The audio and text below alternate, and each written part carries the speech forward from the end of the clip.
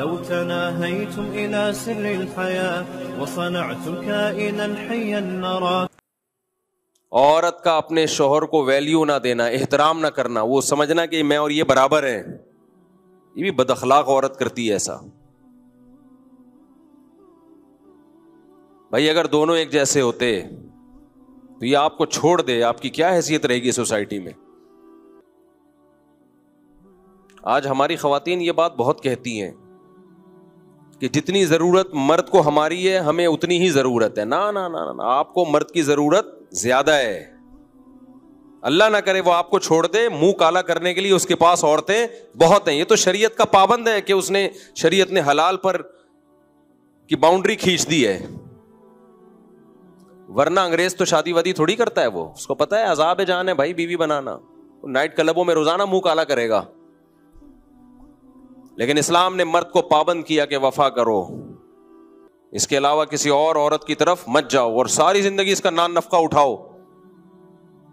کتنی بھاری بھرکم قیمت دیتا ہے ہماری سوسائٹی کا مرد عورت کے لیے، مگر میڈیا اس کو بد اخلاق بنا رہا ہے اور مرد کے مقابلے میں لا کے کھڑا کر رہا ہے.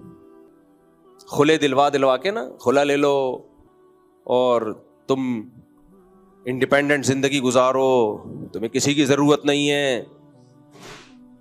اسلام نے کیا کہا؟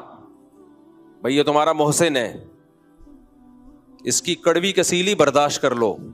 لو كنت آمر احدا ان يسجد لاحد لامرت النساء ان يسجدن لازواجهن. سجدے کا حکم ہوتا تو عورت کو حکم دیتا شوہر کے سامنے سجدہ کرے. یہ باتیں پہلے مائیں بچیوں کو سکھاتی تھیں. بھائی اونچ نیچ ہر گھر میں ہوتی ہے، برداشت کر لو. نا نا نا، آج کل اینٹ کا جواب پتھر سے.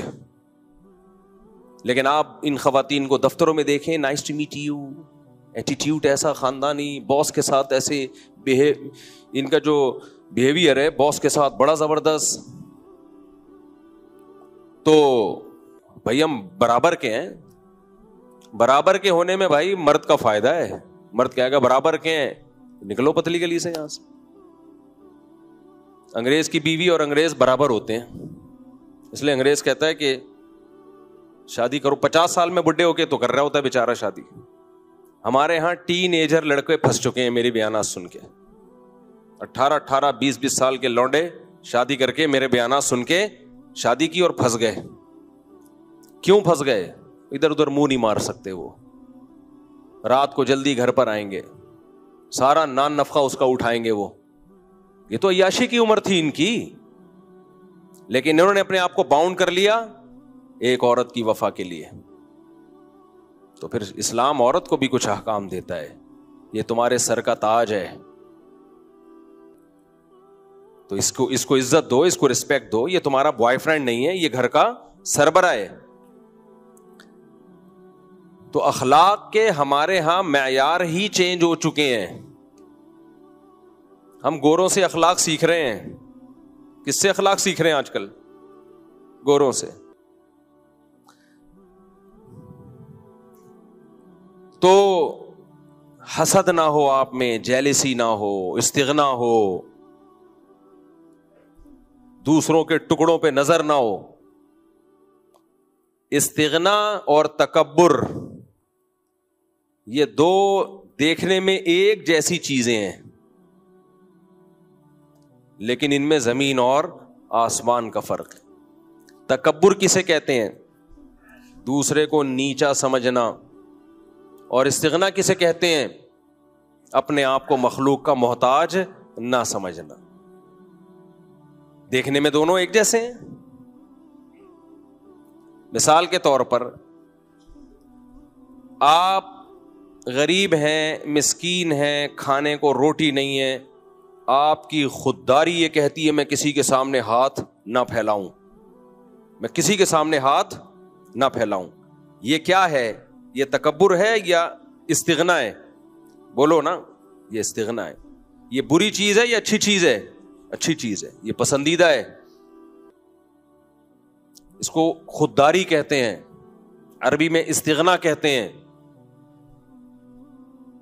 عفت اور پاک دامنی بھی کہتے ہیں کہ اپنے دامن کو داغدار ہونے سے بچا رہا ہے. لیکن یہی معاملہ اگر باپ کے ساتھ ہو، آپ کو روٹی نہیں مل رہی, باپ نے کہا چل یہ لے پیسے لے, 2 روٹی جا کے لے آ. آپ کہہ رہے ہو ہم کسی کے ٹکڑوں پہ پلنے والے, بولو نہیں ہے.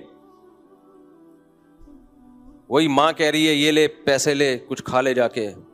ہم کسی کے محتاج نہیں ہیں, انڈیپینڈنٹ ہیں ہم, کسی کے ٹکڑوں پہ نہیں پلتے. اب یہ استغنا ہے, تکبر ہے, یہ تکبر ہے. اس کو کہا جائے گا, اس کو کہا جائے گا غیرت لیس آدمی. اب گالی کو انگلش میں کر لو نا تو مہذب ہو جاتی.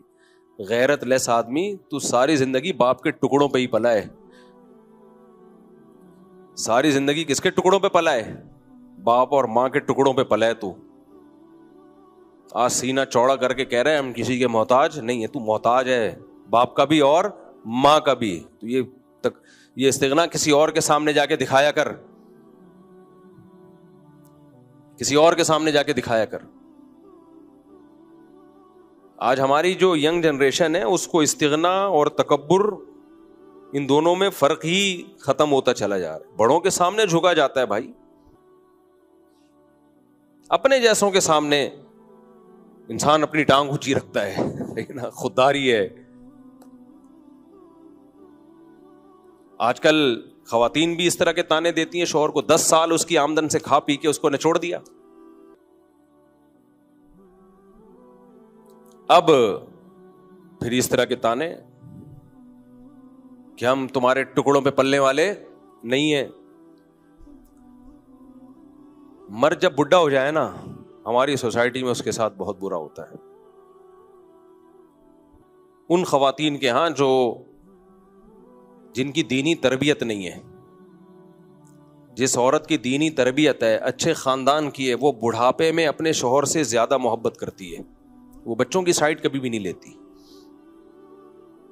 وہ بااخلاق ہوتی ہے. وہ کہتی ہے بھائی میری زندگی میں پہلے یہ آیا ہے, تم بعد میں. تمہیں بھی میں نے جو پالا ہے نا, اس نے شیلٹر دیا تھا تو اچھے طریقے سے پال لیا. یہ شیلٹر نہ دیتا تو دھکے کھاتی میں تمہیں لے کے. لہذا اب اگر کبھی جھگڑا ہوگا تو میں اپنے شوہر کی سائڈ لوں گی, بیٹوں کی سائڈ نہیں لوں گی. ایسی خواتین بھی ہے, عزت دار خاندان سے ان کا تعلق ہے, غیرت مند ہے. لیکن ایسی بھی ہیں کہ نچوڑ لیا اس کو. اب بیٹوں اور بیٹیوں کے ساتھ مل کے اس بڈھے کی ایسی کی تیسی کی ہوئی ہے. وہ بیچارہ سسک سسک کے مر رہا ہے, کیونکہ اب وہ کمانے کے قابل بولو نہیں رہا, نچوڑ لیا. اب یہی کہ تمہارے باپ نے مجھے دیا کیا ہے, ساری زندگی ستایا ہے اس نے, ساری زندگی ستایا ہے. تو جب ستانا شروع کیا تھا اس وقت علیحدگی لے لیتی. مجبور تھی میں, ایکچولی مجبور تھی. بچے لے کے کہاں جاتی؟ اس کا مطلب آپ کو اس کی ضرورت تھی نا. آپ کو پتا تھا بچے لے کے کدھر دھکے کھاؤں گی میں, تو اس نے شیلٹر دے دیا نا, تو بڑی بنیادی ضرورت آپ کی پوری کر دی نا. تو جو بہت بڑا فیور آپ نے اس سے لینا تھا وہ فیور لے لیا. اتنا بڑا فیور آپ نے اس سے لے لیا کہ زندگی آپ نے ایک شیلٹر میں ایک بچوں کو پال لیا, بچوں کے باپ کی موجودگی میں.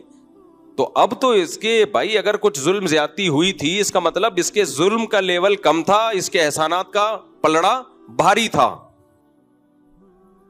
تو جب اس وقت برداشت کر لیا اس لیے کہ ضرورت تھی, اب اس کو ضرورت ہے برداشت کر لو. نہ جب ہمیں ضرورت تھی تو برداشت کریں گے, بڈھے کو ضرورت ہے تو برداشت نہیں کریں گے. جتنا کھل کے بولتا ہوں تو خواتین جو مجھے گالیاں دیتی ہیں نا, وہ خواتین ہی جانتی ہیں. جیسے کمنٹس میں گالیاں آتی ہیں نا, لیکن میں بڈھوں کو دیکھ رہا ہوں بھائی, ہم اسی سوسائٹی میں بڑے ہوئے. ہاں غیرت مند خواتین غیرت مند ہوتی ہیں, ایسی بھی ہیں. ہمارے حضرت فرمایا کرتے تھے میاں بیوی میں اصل محبت شروع ہی بڑھاپے میں ہوتی ہے. بعض دفعہ یوٹیوب پہ انسٹاگرام پہ کلپ آ رہے ہوتے ہیں, بڈھا بڈھی ایک دوسرے کو کھلا رہے ہیں, ایسا اچھا لگتا ہے, بڑا اچھا لگتا ہے دیکھ کے.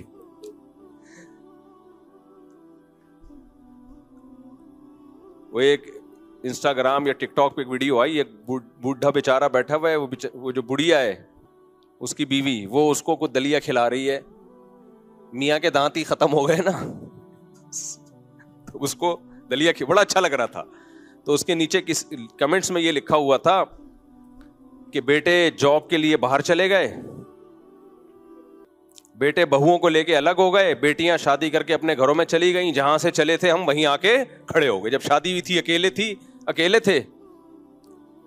بیٹے بہوؤں کو لے کے مارکیٹ سے شارٹ اور بیٹیاں رخصت ہو کے گھر میں, اب بڈھا بڈھی دوبارہ اکیلے. تو جہاں سے اس رشتے کا آغاز ہوا تھا اینڈنگ بھی وہیں. لیکن یہ ان کے ہوتا ہے جن کے 2 بچے ہوتے ہیں, یہ مالداروں کے ہوتا ہے. یہ نحوست اللہ نے کس کے لیے رکھی ہے؟ پیسے والوں کے لیے. جن کے دل چھوٹے ہوتے ہیں, بنگلے 1000 گز کے ہوتے ہیں, ایک آدھ بچہ امریکہ چلا گیا, ایک جاپان چلا گیا, ایک بیٹی تھی وہ چلی گئی, بڈھا بڈھی ایک دوسرے کو کب تک دلیا کھلاؤ گے بھائی, کب تک کھلاؤ گے؟ بڑھاپا انہی کا مزے کا گزرتا ہے جن کے ہول سیل کے حساب سے اولادیں ہوتی. ہوا و حرص والا دل بدل دے, میرا غفلت میں ڈوبا دل بدل دے.